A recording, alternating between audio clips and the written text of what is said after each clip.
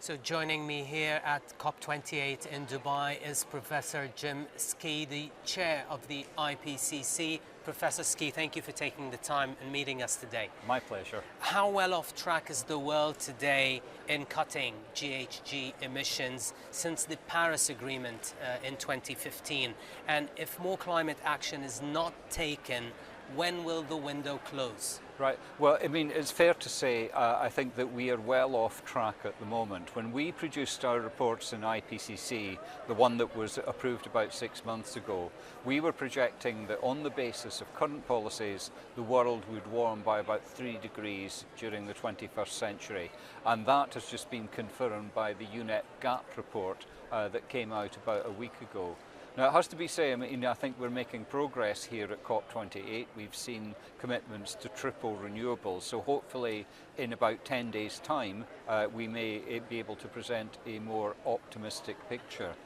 Now, on this question about the window closing, there is no absolute point at which the window closes. A constant message we've tried to get across is that every fraction of a degree matters, whether you're below 1.5 degrees or above 1.5 degrees. So no matter where we are, there is still a very strong case for more ambitious action. We should never turn it off. There's always work to be done. Well, on the work that is being done, how do you view the current split in global efforts between mitigation and adaptation efforts? Are they rightly balanced, and what is needed maybe? Yeah, I think it would be wrong to put adaptation against mitigation, because we absolutely need to make progress on both fronts. But what I think it is fair to say that in terms of investment gaps, the gaps are bigger for adaptation than they are for mitigation. There are gaps everywhere, but they are bigger in developing countries than in developed countries, and bigger for adaptation than for mitigation. How big of a solution carbon capture and storage can provide, and what is still missing to take that technology to the scale needed in order for it to be a real relevant part of the solution kit moving forward? Yeah, carbon capture and storage is not a silver bullet. It will not answer all our problems, but in all of the scenarios that we assess in IPCC, carbon capture and storage tends to play some role for reducing emissions from coal and also, say, from gas-fired power stations. With oil, a bit of a more mixed picture because most oil is used for mobile purpose, like airplanes, trucks, cars, etc., where carbon capture is not feasible. But for coal and gas, it could play an important role. Now, to scale it up, the challenge there, it's not so much the engineering and the technical side, because all of the elements of carbon capture and storage have been demonstrated. We know how to capture carbon, we know how to transport it, and we know how to store it. It's all been done. The question is much more the policy framework, the financial incentives, and the business models to take it forward. So in fact, it's these softer issues around the policy framework and the financing that's more important. The engineering problems, I think, are fixable. We've heard some pledges on methane from around 50 oil and gas companies here at the COP28 in order to zero in methane leakage and the routine flaring. Do you think it's a sound policy on focusing in the medium term on methane, where we know we could get those emissions down, given its potency as well on the medium term? Yeah, I mean, honestly, methane reduction is a real piece of low-hanging fruit. I think, oil and gas companies didn't reduce methane emissions because they didn't look for the opportunities, quite frankly.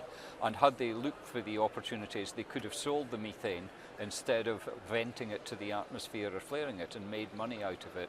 So a lot of methane reduction opportunities are actually going to pay for themselves, never mind the climate aspects. But it is important because methane is a very potent gas in the short term, and that is particularly important if we're approaching 1.5 degrees, for example, where methane reduction will help us to shave some of that warming. Professor Skea, you've recently said in an interview a few days ago that despite the importance of giga-scale projects, the big challenge lays in the smaller scale projects that touch ordinary people in a bigger way. Would you kindly expand on that?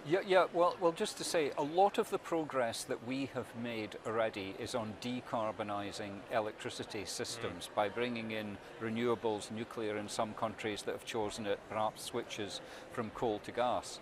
But in terms of people's lives, it doesn't make any difference when they turn on the light switch where that electricity came from. Their lives are unchanged by that. We can actually see to the end of this stage of the decarbonisation journey where electricity systems can go to net zero, but the big challenge then comes into other difficult sectors like buildings, transport, the industrial sector, where in fact a lot of the projects are smaller scale and people may need to make choices about the kind of technologies that they get involved with, or even have some lifestyle changes.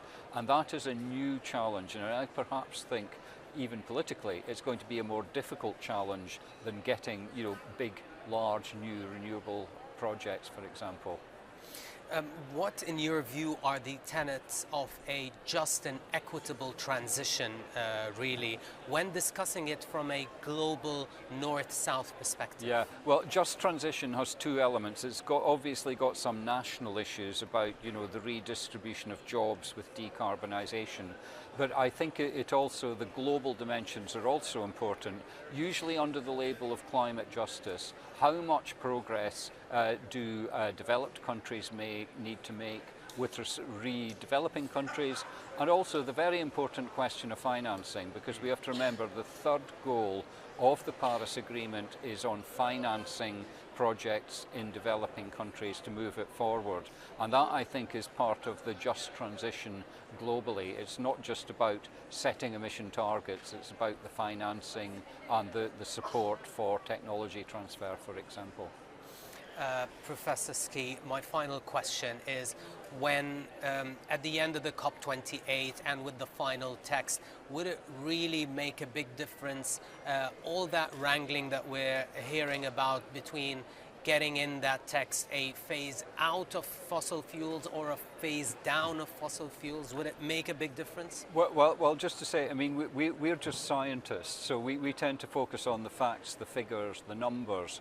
And I think the key question is, what kind of emission reductions are we looking at? What scale of reduction in the use of fossil fuels, to use a very neutral word, would we be looking at? If there are commitments on reductions in fossil fuel use, obviously that is a good move along the journey. And I'm afraid as humble scientists we can't parse the text between phase downs, phase outs, etc. We'll look at the numbers. Professor Jim Skea, the chair of the IPCC, thank you very much for taking the time and joining us here at the show at our COP28 studio. Thank you. My pleasure.